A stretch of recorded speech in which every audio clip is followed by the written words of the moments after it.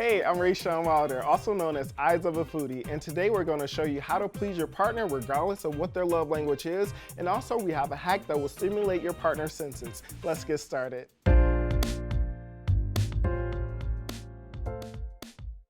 If words of affirmation is your love language, a charcuterie board is perfect. It opens up for conversation, and today our conversation is going to start with the heart. Right here I have a heart-shaped cookie cutter, and I'm going to cut the brie cheese into this heart shape. Brie cheese is really soft, so it's really easy to form it into any shape that you like. Then we also have other cheeses, like a smoked Gouda. I love smoked Gouda, by the way. And even a goat cheese. Now, what I love about goat cheese is that it's really soft as well, and it's really spreadable, just like the brie. Next, we're gonna start with crackers. So with the crackers today, we're gonna form it into an I because we're gonna spell out I love you with the ingredients on the board today. And also you can mix up your crackers just to give it a little, diversity. Next, we're gonna start with the meats.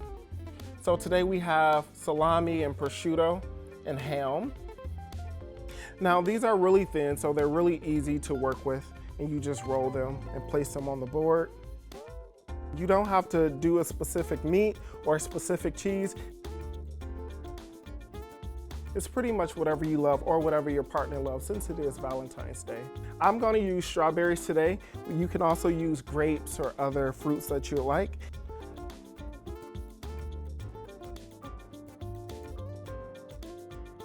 Next, I'm gonna add some grapes. Now these grapes are awesome because one, I love grapes, but also it's really fun when you have a partner and you can just feed them the grapes. Now I know I just ate that grape, but I know this is gonna be for me and my babe, so look, it's all good. We also have mixed nuts, so we have cashews and pecans and walnuts, and we'll also just sprinkle these around to fill in the empty spaces. And one thing about pistachios is that it's an aphrodisiac, so it's perfect for your partner. You can also eat nuts with wine, and we'll sprinkle the pistachios around the cheese and the crackers. Add a few more pops of color. You can add the strawberries.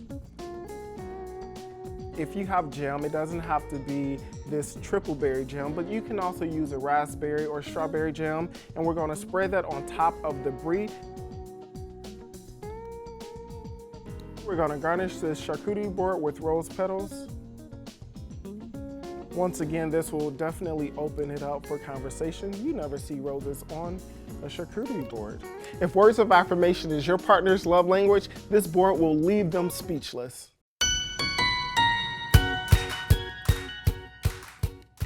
Quality time is all about spending time with the people you love or the person you love. And who doesn't love talking over drinks? We're gonna start with about 20 whole strawberries. We're gonna pour those into the blender. So we'll add about 5 mint leaves. Then we'll add 1 sprig of rosemary.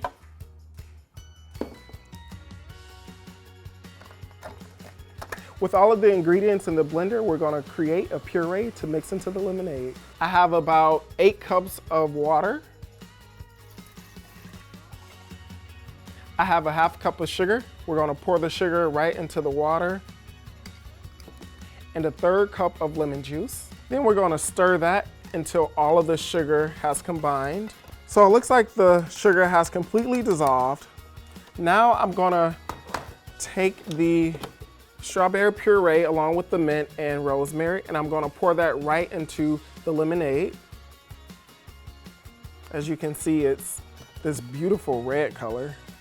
Once you mix it in, it'll turn pinkish. Oh gosh, this looks so yummy. So you just wanna give that a quick stir. We have 2 cups. If you make this drink for your partner, I promise you will have multiple kisses before the end of the night. Now we're gonna garnish each drink with a sprig of rosemary. And then we're gonna pour the lemonade right on top of the ice. Oh, Look at that.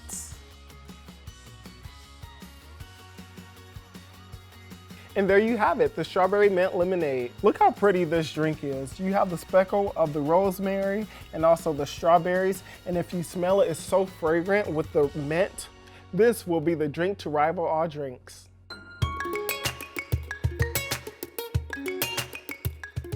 The next love language is physical touch. Today we're making homemade pasta with the dry rub chicken breast. Let's get started. First, we're gonna start with the pasta. Right here, I have 2 cups of all-purpose flour.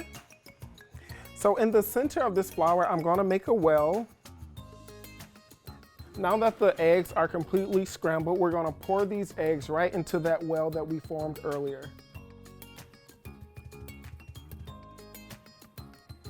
Now I should have made the well bigger, but if this happens, it's okay, don't panic. What we're gonna do, we're gonna incorporate the flour from the outside in. And then you just gradually add more eggs. Okay. Now it's time to really get dirty. What I'm doing now is I'm going from the bottom to the top. Before all of the egg is incorporated, I want to add a tablespoon of Italian seasoning.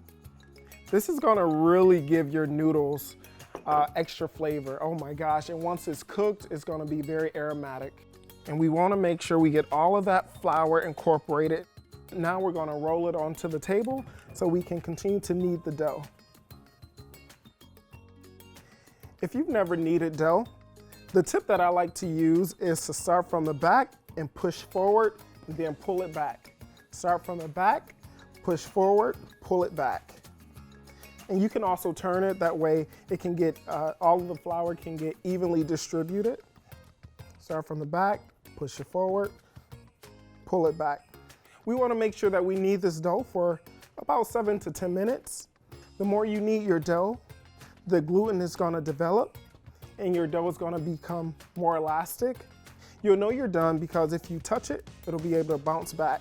If you notice that your dough is a little dry, that's okay. Just add a sprinkle of water. So we're going to test it. It bounced back. Perfect. So we're done kneading. We're going to wrap this tightly in plastic wrap, put it in the fridge for about 30 minutes so it could rest. The pasta rested for 30 minutes. We're going to unwrap it and roll out the dough. We'll have 4 quarters, so it's just 1 slice down the middle and another slice across. I'm gonna leave 1 slice there, and we're gonna make sure that we wrap the rest of the dough so it doesn't dry out. So we wanna make sure that we dust the countertop. Now we wanna start in the center and roll out. One trick that I learned was as you roll your dough, you want to turn it after a few rolls. This will really help you keep the dough even. It's so pretty with all of the Italian herbs. So we're going to test to see if the pasta is complete. Now I can see my fingers through the pasta, and now it's time to cut. You want to make sure that you have a very sharp knife for this step. I want to first cut out a rectangle out of the pasta. This dough can be used for any pasta that you like, including ravioli, tortellini, tortelli. It's all good, okay? I want to make sure that I have a perfect rectangle. I'm gonna roll it loosely. We want to make sure that we keep the edges even. And then we're gonna cut the dough. I want to do about 1-inch cuts.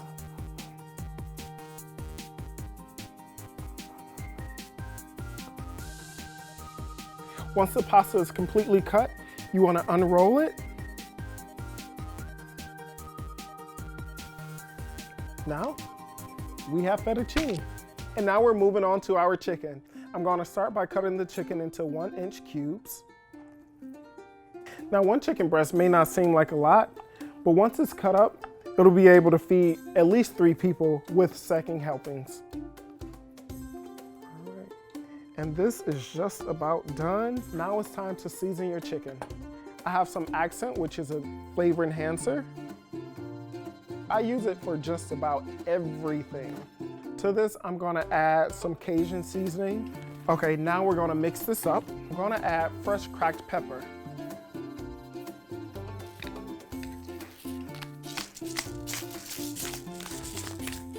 I love the big speckles. Now we'll let the chicken marinate as we start the sauce. So we're gonna start with melting some butter. I have a large skillet, as you can see. We're gonna melt this butter down. We have a half chopped onion. We're gonna add that to the butter. We're gonna cook the onions until they're almost translucent. We're gonna add chopped garlic. We're gonna cook the garlic for about 2 minutes or until it's fragrant. Now we're gonna add 3 cups of heavy whipping cream. Pour that right into the mixture. We wanna make sure we get all of that cream. This is the base for your Alfredo sauce.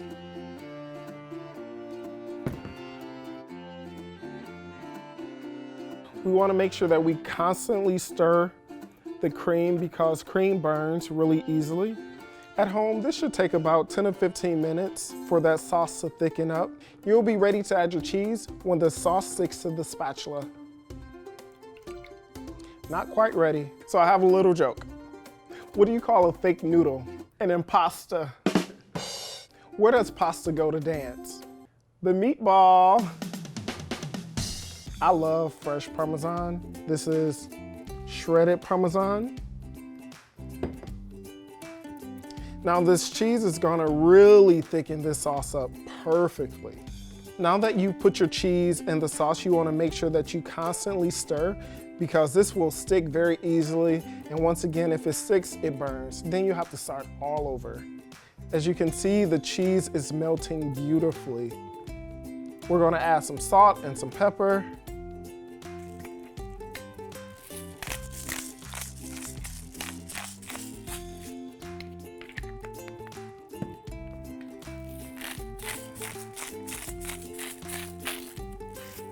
Now that the cheese is just about melted, we're gonna turn it down to medium-low. The reason why we turn it down to medium-low is because, once again, we don't want that sauce to burn. And also, we're gonna add the chicken. That way the chicken can cook evenly and slowly, and you'll have juicy chicken. The one thing about chicken is that it dries out really quickly. So if you add it as the last step, it's gonna simmer in this sauce, and it will be juicy and tender. And once your boo eats this, this will increase physical touch. Okay, keep stirring.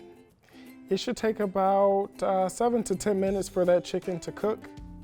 What I love about this sauce is that the cheese melted beautifully. And as you see, as I pull the spoon out, it's just like literally just gooing and oozing off the spatula. Here I have some freshly chopped parsley.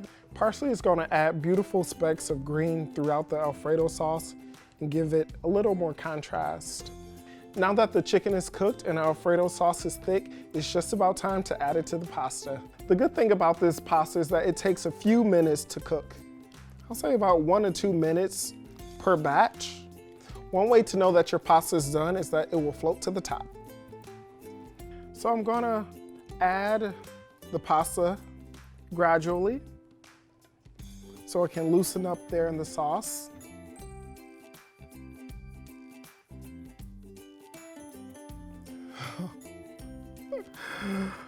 Oh my gosh, it's so cheesy and creamy. All right, that looks good. Now let's plate it up. This dish is perfect. You have the creaminess from the Alfredo sauce, the cheesiness from the cheese, and that special Cajun rub. Baby, your Valentine is gonna love this dish.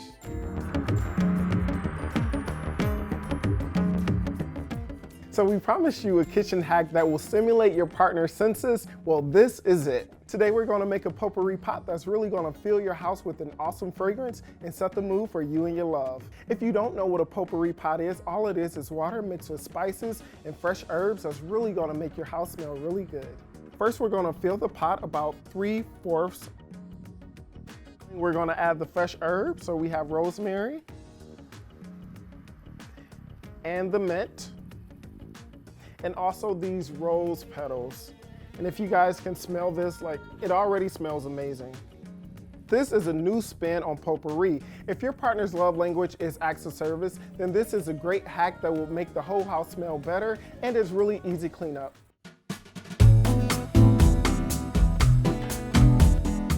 The last love language is gift giving. Today we're making a chocolate covered strawberry bouquet. To melt the chocolate, we're gonna do a double boiler. To start, we'll need boiling water, and then in the bowl, we're gonna melt the chocolate. If water gets into the bowl, the chocolate will be ruined and you'll have to start all over. As the chocolate is melting, you wanna make sure that you stir it constantly. Once the chocolate is melted, you wanna make sure that it's a really smooth consistency. The chocolate is completely melted. Now it's time to dip the strawberries. So as you can see, it looks just like a rose if you put it in a bouquet. To make this a little easier, I'm gonna pour the white chocolate into a long glass, which will be easier for dipping.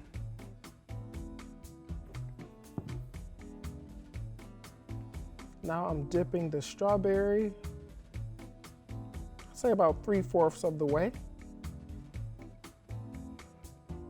Make sure you swirl off any excess. Then we'll place it on the parchment paper and we'll let that cool. For this strawberry, I decided to do candy coated chocolate. You can use different candies, sprinkles, whatever makes you happy, or whatever makes your partner happy. There we have it. We're gonna let these dry. This strawberry, we're gonna come back and drizzle it with the dark chocolate. Now that the white chocolate covered strawberries have set, I'm gonna go ahead and add the melted dark chocolate. I'm gonna drizzle this very carefully, and you just want a free flow. I'm like so tempted to eat one of these right now. So now we're gonna wait until the chocolate sets, and then we'll build the bouquet. We're gonna start by taking each strawberry and placing it inside of the roses.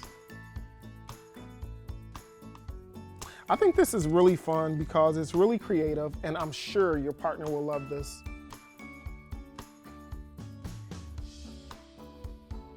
You just want to place the strawberries wherever they fit in. My mom has this saying, get in where you fit in.